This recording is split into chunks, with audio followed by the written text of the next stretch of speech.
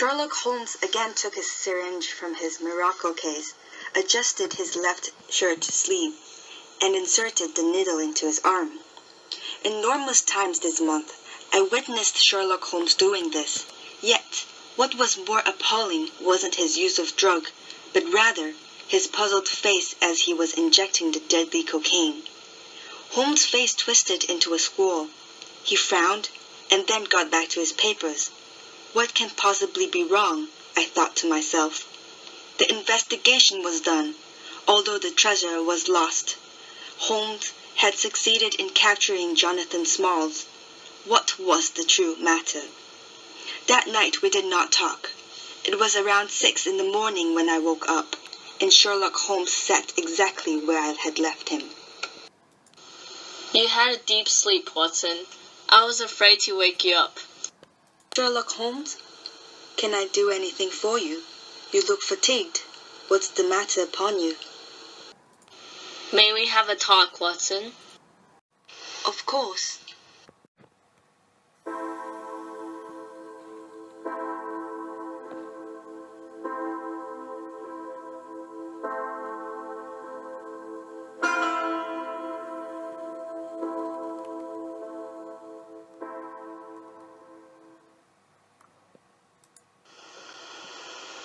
This is a very obscure scene, but as you know, I have very good observational skills. Every time I see our beloved one, Miss Morstan, I either see her under an umbrella and sunglasses. Indeed, it makes much sense that a woman would use an umbrella when the sun is too bright in order to try to protect her fragile skin. But how would you explain this when it is on a sunless and murky day? This is not very usual, isn't it, Watson?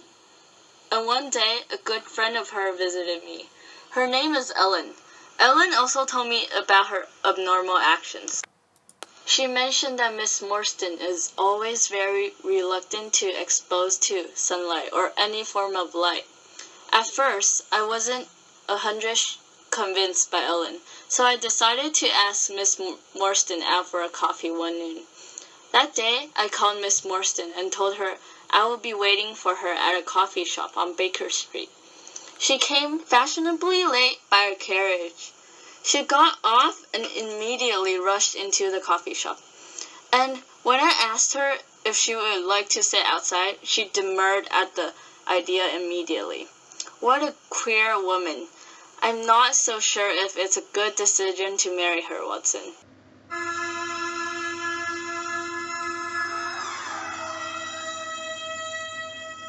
I was astounded by Holmes' deduction. Miss Morstan and I already made up our minds to become one another's romantic companion, but to reconsider something so immensely sensitive. Miss Morstan, although always so calm and composed, even about this, she might doubt my love for her. But that may just be her sense of style and a way to protect her fair skin from the sunlight. I acknowledge your expertise for the minutiae. Nonetheless, I don't think that shall be a matter of suspicion, I replied to Holmes after a long pause I made. I am afraid that I would tamper Miss Morstan's trust upon I. Quite so, Watson, but remember, we don't know her history beneath her innocent charms. I will keep a lookout for you, said Sherlock Holmes. You too, Dr. Watson, should not dissect only human physics, but also the actions of your close ones, he added with a concerned voice. I had an urge to yell back at him for his indirect vehemence, saying that I am not so observational. But Holmes is the detective. He is probably the only one that is able to say such. So, all I did was a nod in reply.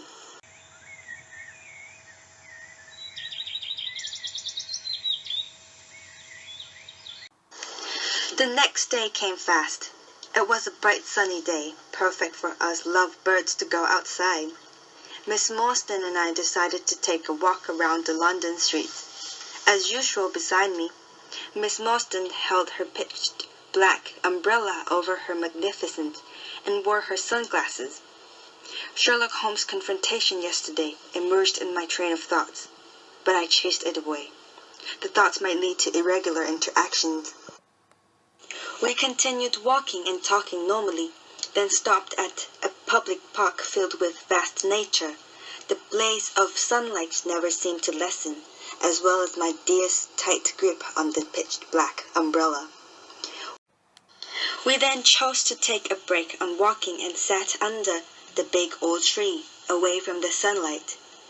After sitting down, Miss Morstan laid out her nicely prepared meal for this afternoon. "Oh, these look tremendously delicious. Can I give it a try?" I exclaimed, corresponding to my growling stomach. "Yes, dear. I hope it suits your liking." She kindly responded. The moment went by peacefully. When our time at the park was coming to an end, we both prepared to walk back. Miss Morstan pulled out her sunglasses that was stuck in between her chest and eyed for the pitched black umbrella. "Miss Morstan, may I offer you a helping hand? I can hold your umbrella. You may be tired," I promptly asked as she reached for its handle. She startled, maybe because I've never mentioned anything about her umbrella before. "No, it's all right, Dr. Watson. I appreciate your offer, but I'm still not tired as you may think." I couldn't help but start to wonder about her avoidance of sunlight, but once again I brushed those doubtful thoughts away. She is my future maiden. During the way back to Miss Morstan's apartment, we stopped by the bread shop.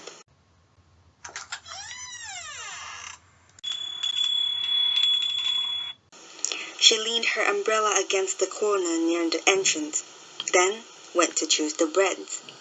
After she purchased it, we headed towards the door. I quickly grabbed for the umbrella, seeing her hand filled. "Dr. Watson!" Miss Morstan yelled, rushed towards me, and accidentally dropped her wallet. Pictures spilled out. They looked quite time-worn and blurry. I helped pick those pictures up, and quickly grabbed one into my pocket, as she took care of the pitched black umbrella. I handed back her wallet, and she retrieved it with silence.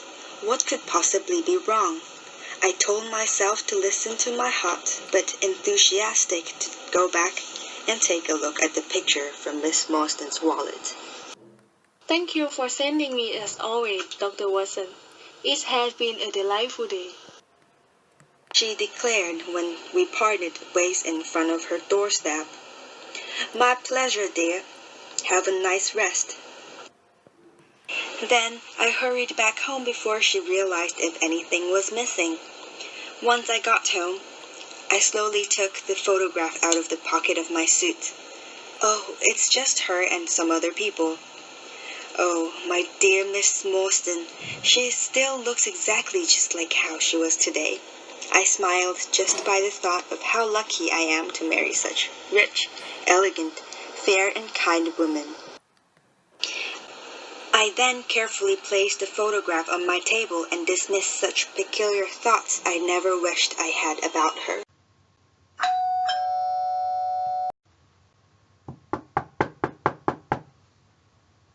Watson, may I come in? Our landlady said there is someone here for you. Sherlock Holmes asked outside my door. "I will be out in just a moment," I replied. When I opened the door, a young lady I have never known was standing there with a concerned look all over her face. "May I help you, young lady?"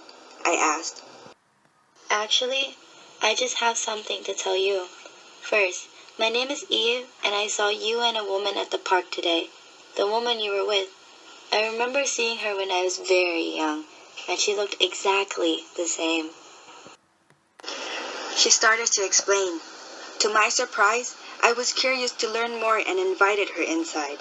Later, Eve told me that when she was young, the woman that looked exactly like Miss Morstan always came to her house.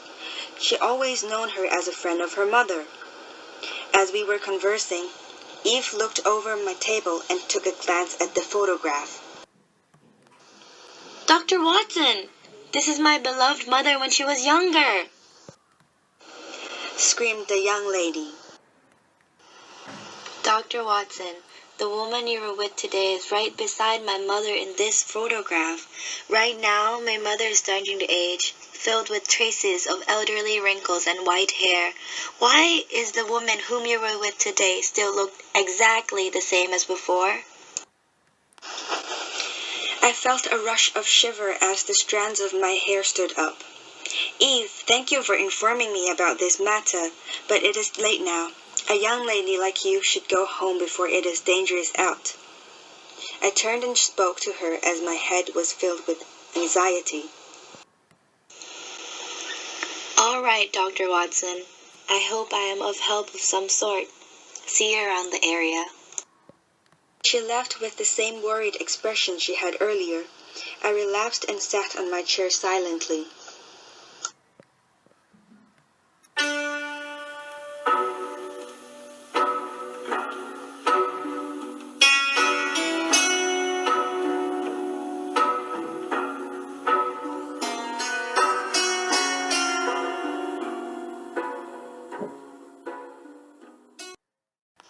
Watson, I heard her telling about your fiancé.